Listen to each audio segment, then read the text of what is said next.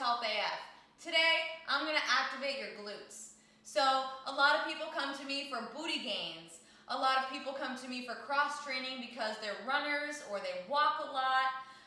And then a lot of people come to me because they just want to function better. No matter which category you're in, we need to feel your glutes. Dead butt syndrome is a real thing. Let's get on activating those glutes, right? You're gonna need a foam roller, a strap. I'm using a boxing wrap. You can use a towel, a flannel shirt.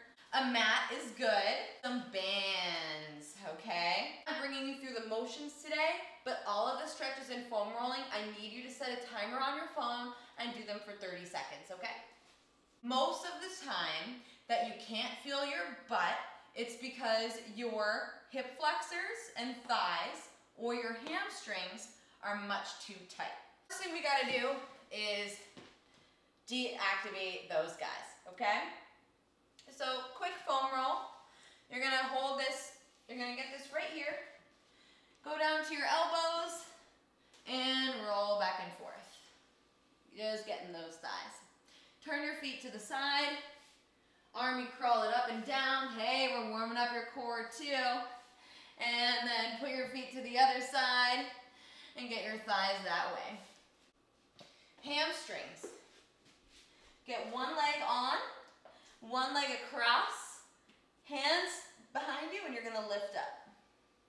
What helps me get my hamstrings is if I sit my butt down almost on the floor and then drag it out. You can do this really slowly. If this doesn't feel like it's getting in there, then grab a lacrosse ball or tennis ball and roll around on that. It will work. Last but not least, your glutes. You're gonna make a figure 4, and then you're gonna roll onto the cheek of the side that's in the figure 4. So my right leg is across my left. I'm gonna foam roll my right cheek. So make sure you get a few different points here. Right above your like sit bone, like dead center, is your piriformis. And you wanna spend a few seconds on that. And I'm like, whew, mine is tight right now. Just sit on it, you don't have to roll, and that's just as effective.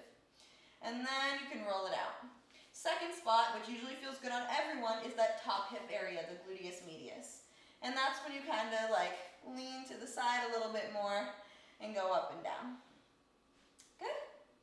Other side.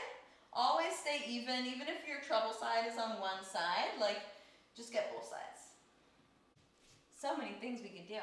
Next, you're gonna grab your strap and you're gonna put your foot in it, and just like you're in a yoga class, you're gonna stretch your hamstring, okay? Now, if you can't get your foot above your hip, don't worry about it. Give yourself some slack, literally and figuratively, and put your leg out here. I need your leg to be straight, okay? So if you are straight here and you bend your leg here, then this doesn't matter. I need your leg straight, okay? Hold that stretch for 30 seconds and then switch it out. Now we're gonna figure 4 again. So there are many ways to stretch your piriformis. You can use blocks to help you if you like doing like the pigeon pose from yoga.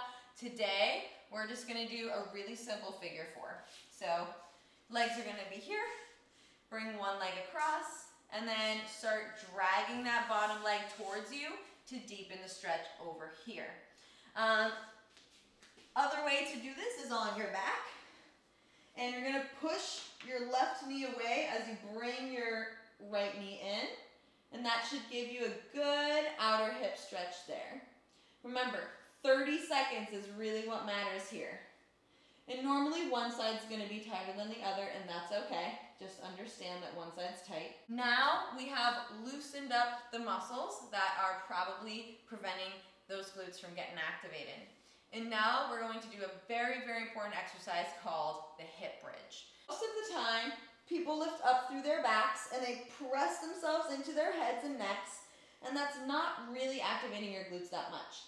I know that there's a yoga pose that does accentuate through your back, and that's great, but we're just not doing that one today.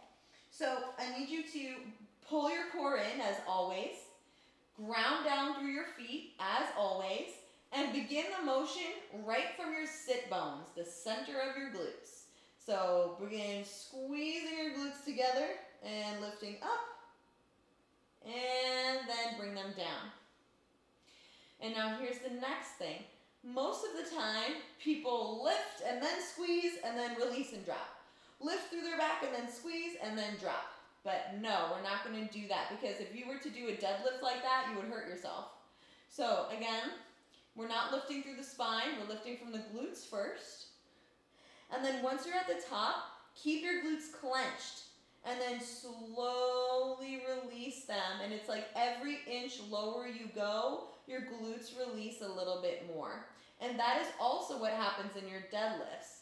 And now also try to feel your glutes, tailbone, low back come down at the same time. So we're not creating a wave here. Good. Now go ahead and grab your band. If you're having trouble feeling your glutes, sometimes the band is too heavy and it's actually preventing you from activating the right muscles, and the ones that are too tight are going to take over. And then sometimes there's not enough stimulation. So you're going to lift it up and down. I want you to do 30 reps, okay? 30 reps. I really want you to start feeling it in your glutes. Once you've done 30, stay up there, keep your big toes down, open your legs to the side, and then back in. Good. We're going to do about 10 to 20 of those, as much as you can handle. Now, don't let your hips drop every time that you open your legs, or else you're avoiding your glutes. So squeeze, squeeze extra, squeeze, squeeze extra, okay? Most of the time, people say get your head out of your ass. If you're my client, I say get your head in your ass. Hydrants. So you can do this with or without a band, and if you're having trouble feeling your glutes, try without a band, try with a light, then a medium, then a heavy. All right, you're gonna be on your hands and knees. Now, most of the time people are like this. I need you to get your knees directly under your hips and your hands directly under your shoulders. From here, draw your core in, keep the weight on one leg, and then kick out to the side. What this looks like is this is lifting to the side, and you want to avoid falling. Keep it tight, lift it to where you can. The next thing is hip thrusts, body weight with the band. All right, so you can do this at home. So, band on at the bottom of your thighs, and your back, your upper back, right underneath your shoulder blades is going to go against the bench, a couch, a chair, whatever you got to do. Hands can be behind your head or on your thighs. Just try not to use your elbows. I do like to put my arms out, but trust me, I am not pressing from my elbows. From here, we're going to press up, and look, I'm in a plank again. My hips are in line with my knees, my head is in line with my hips, and back down I go. All right, 30 more reps of those. Give it a try. Let me know how it feels. If you can't feel your glutes, please leave a comment and let me know. I will make another video and I will help you out because I want you to feel those glutes, all right? Please hit the like button if you found this useful. Hit subscribe if you want to learn more, and thank you so much for watching.